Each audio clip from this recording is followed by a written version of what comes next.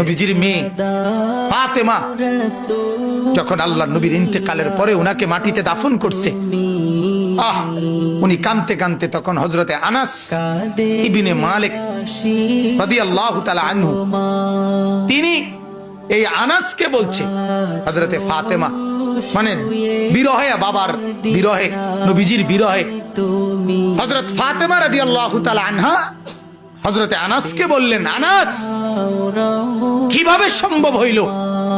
কেঁদে কেঁদে বলছিলেন ফাতেমা, কেমনে তোমরা তোমরা কিভাবে নিজেদের সম্ভব কলজা মানাইলো কেমনে?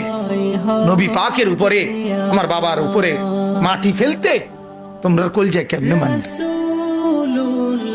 কেমনে মাটি দিলা? কেমনে দিলা? আল্লাহ রসুলের পবিত্র দেহের উপরে মাটি ফেলে দিলা? কথাটা বুঝেন না, মানে মনের কষ্ট, আবেগে বলছে কেমনে সম্ভব?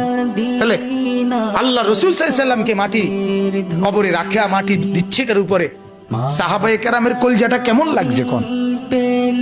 হ্যাঁ, একটু ভাবেন, আপনার বাবার কবরে মাটি দিতে আপনার কেমন লাগে?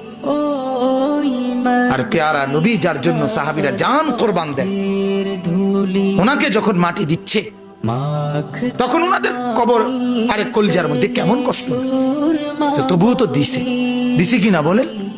তবুও মেনে নিছে কিনা?